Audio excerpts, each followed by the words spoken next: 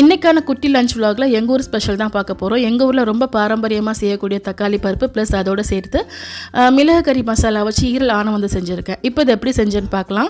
இந்த தக்காளி பருப்பு பண்ணுறதுக்கு ஒரு கப் அளவுக்கு துவரம் பருப்பு வந்து எடுத்திருந்தேன். அதை நல்லா ஊற வச்சுட்டு கழுவி குக்கரில் வந்து போட்டிருக்கேன். இப்போ அதிலேயே ஒரு பலாரி வெங்காயம் வந்து கட் பண்ணி சேர்த்துருக்கேன். இதில் புளிப்புக்காக மாங்காய் புளி இப்படி எதுவுமே சேர்க்கக்கூடாது, தக்காளி மட்டும்தான் நிறைய சேர்க்கணும். ஸோ நல்ல பழுத்த தக்காளியாக 4 தக்காளி சேர்த்துருக்கேன். அடுத்து 4 கொத்த கருவேப்பிலை, 2 பச்சை மிளகாய், 1 டீஸ்பூன் அளவுக்கு மஞ்சள் தூள் இதெல்லாம் சேர்த்துட்டு தேவையான அளவுக்கு தண்ணி ஊற்றி ஒரு 5 விசில் வந்து வேக போட்டுக்கிறேன். எங்கள் ஊரில் மிளகு கறி ரொம்பவே ஸ்பெஷல். ஸோ அந்த மசாலா வச்சு நான் இன்றைக்கி வந்து ஈரலாக தான் கிரேவி செஞ்சுருக்கேன். இதில் மிளகு, சீரகம், சோம்பு இதெல்லாம் வந்து வறுத்து பவுடர் பண்ணி வச்சுருப்பாங்க. உங்களுக்கு இந்த மசாலா தேவைப்பட்டால் நீங்களும் ஆர்டர் பண்ணிக்கலாம். நம்பர் வந்து ஸ்க்ரீனில் கொடுக்குறேன், செக் பண்ணி பார்த்துக்கோங்க. ஸோ சுத்தம் பண்ணி வச்சுருக்க ஈரலில் தேவையான அளவுக்கு உப்பு, இந்த மிளகு கறி மசாலா, அப்புறம் தயிர், இஞ்சி பூண்டு பேஸ்ட்டு இதெல்லாம் சேர்த்து நல்லா மிக்ஸ் பண்ணி ஒரு 10 நிமிஷம் ஊற வச்சுருந்தேன். இப்போ இதை வந்து தாளிச்சிடலாம். அதுக்கு ஒரு பேனில் வந்து தேங்காய் எண்ணெய் சேர்த்துட்டு நான் கட் பண்ணி வச்சுருந்த பலாரி வெங்காயம், 2 கொத்து கருவேப்பிலை, ரம்பலை இதெல்லாம் சேர்த்து நல்லா வதக்கி விட்டுக்கிறேன். இந்த மசாலா வச்சு பல்குத்தியில் கூட கிரேவி பண்ணிக்கலாம். அது ரொம்ப டேஸ்ட்டாக இருக்கும். எங்கள் ஊரில் அநேக வீடுகளில் அந்த மசாலா வந்து ரெடியாகவே இருக்கும். இப்போ இந்த வெங்காயம் நல்லா வதங்கி வந்த பிறகு ஒரு தக்காளி வந்து கட் பண்ணி சேர்த்துக்கிறேன். அதையும் நல்லா வதக்கி விட்டு நம்ம ஊற வச்சுருந்த கறியை வந்து சேர்த்துக்கலாம். இதை சேர்த்து நல்லா கலந்து விட்ட பிறகு தேவையான அளவுக்கு தண்ணி ஊற்றி மூடி போட்டு ஸ்லோ ஃபயரில் வேக வச்சுக்க போகிறேன். ஸ்லோ ஃபயரில் வேக வைக்கும் போது டேஸ்ட் ரொம்பவே நல்லாயிருக்கும்.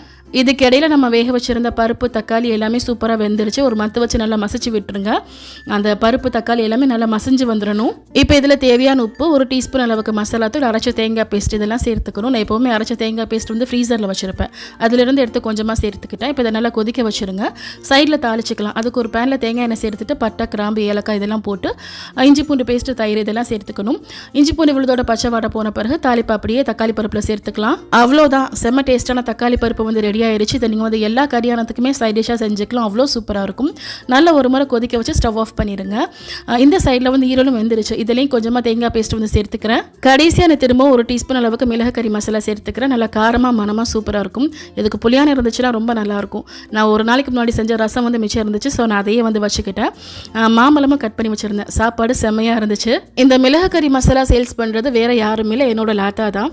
அவங்க வீட்டிலேயே இன்னும் நிறைய மசாலா நல்ல சுத்தமான முறையில் தயார் பண்ணிட்டு இருக்காங்க. இந்த ரெட் டாட் மசாலா நம்பர் நான் ஏற்கனவே நிறைய டைம் கொடுத்துருக்கேன். நிறைய பேர் பர்ச்சேஸ் பண்ணி பார்த்துட்டு ரொம்பவே நல்லா இருக்குன்னு சொல்லி கமெண்ட் பண்ணியிருக்காங்க. இவங்கள்ட்ட அரிசி மாவில் வரக்கூடிய பருமாவு, இடியப்ப மாவு எல்லாமே வந்து கிடைக்குது. அடுத்து 5 மாவு, எங்கள் ஊர் சத்து மாவுன்னே சொல்லலாம். 5 விதமான தானியங்கள் சேர்த்து பண்ணியிருப்பாங்க.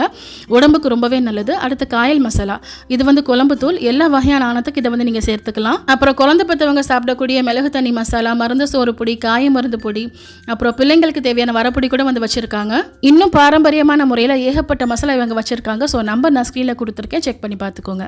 தேங்க்யூ.